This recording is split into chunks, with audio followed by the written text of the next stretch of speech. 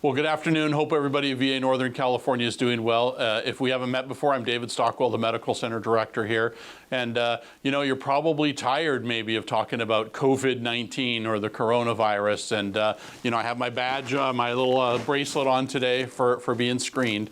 I want to first appreciate all the staff that are doing the screening at all the stations. They're outside early in the morning in the cold. They're there in the heat of the day. It's a lot of effort. And it's work that isn't their typical work, but we've put another layer on making sure we're keeping veterans safe, that we're keeping our staff safe here at VA Northern California. And so I appreciate your patience, as this is uncharted water for us as we're trying to mitigate a risk for veterans. A couple things I just want to bring to your attention as you go through the screening. One, attitude is important. One, remaining calm is critical.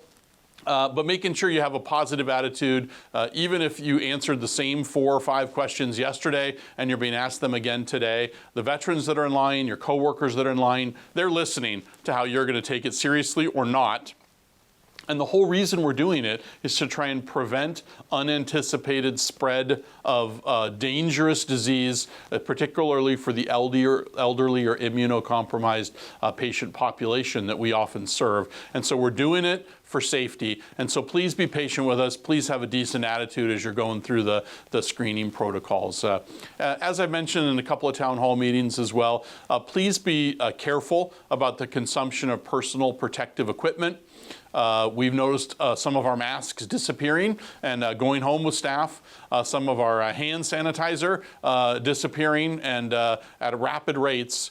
And the reality is that the things that we use as personal protective equipment, whether it be goggles or gloves or masks, we need those to be able to make sure that we're keeping our staff safe, that we're keeping our patients safe, that if we do in fact have a patient that's an active COVID-19 patient that is in our emergency room, that ends up in our inpatient ward, that has a healthcare professional team that's providing care to them, we need to make sure we've got the right equipment. So please remember that we're here for the veteran, that those supplies are here to keep veterans safe. And every time we take them or use them inappropriately, we're potentially compromising the health of a veteran. So I don't want to scold in that regard. I appreciate there's a lot of fear, a lot of information out there that has people pretty anxious. But let's remain calm, let's have a good attitude, and let's preserve the PPE so that it's going to be available when we need it. People are wondering, how long is this going to go on?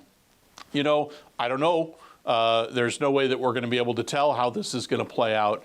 If the experience in China is any indication, it could be a 60 to 90 day process for us. And even then, we're not sure how it's going to play out, because this is, we haven't had a World Health Organization pandemic declared in quite some time. So be patient, remain calm. This is our new normal for a little while. So let's work together to make it a positive experience for veterans. And remember, eye on the prize. We're here for the veteran, high quality, compassionate care for them. So let's work together to make that happen. And thank you all for what you do. And for those of you that are going the extra mile already at the screening stations or out in the elements, thank you so much for your commitment and dedication.